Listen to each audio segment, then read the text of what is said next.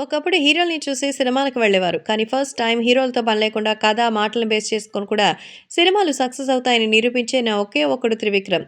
ఈయన చేసిన 'స్వయంవరం', 'చిరునవ్వుతో', 'నువ్వే కావాలి', 'నువ్వే నువ్వే', 'నువ్వు నాకు నచ్చావు' లాంటి సినిమాలు సూపర్ డూపర్ సక్సెస్ అయింది. అయితే ఒకప్పుడు ఆయన పెన్ను నుంచి ఒక మాట బయటకొచ్చిందంటే అదొక పదునైన మాటగా జనాల్లో చొచ్చుకునిపోయేది.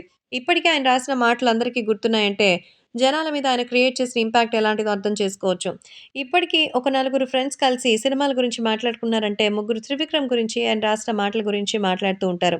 ఆ రేంజ్‌లో త్రివిక్రమ్ జనాల్ని మాయ చేశారు.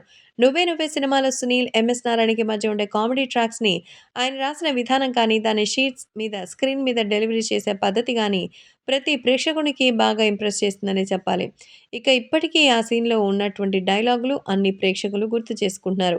ఇక ఆ సీన్ గనక మనం ఇప్పుడు టీవీలో చూసినట్టయితే ఆ క్యారెక్టర్‌లో చెప్పే డైలాగులు అన్నింటిని మనం చూస్తున్న జనాలు అలవోకగా చెప్పేస్తారు.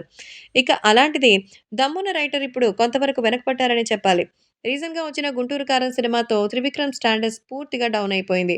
ఒకప్పుడు ఆయన సినిమాల కోసం విపరీతంగా ఎదురు చూసేవారు. కానీ ఇప్పుడు త్రివిక్రమ్ నుంచి ఒక సినిమా వస్తుందంటే ఎలాంటి రొట్టి కథతో అయితే వాయిస్తాడో అనే భయం వస్తోంది. సగటు ప్రేక్షకులతో పాటు అభిమానులు కూడా భయపడుతున్నారు. ఇప్పటికైనా 'గురూజీ' నయా ట్రెండ్‌ని ఫాలో కావాలని, అంతేకాకుండా కొంచెం మంచి స్టోరీలతో వచ్చి సక్సెస్ కొట్టాలని అనుకోవాలి.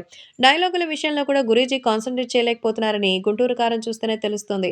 ఎప్పటికీ అదే లేడీస్ సెంటిమెంటు, మరి లేడీస్ కోసం త్యాగాలు, మన హీరోయిజంలు పక్కన బెడ్డాలు, ఇయన్నీ గూడా చాలా ఇబ్బందికరంగా ఉందనేది మాత్రం అర్థం చేసుకుంటే మంచిది అంటూ చెప్తున్నారు.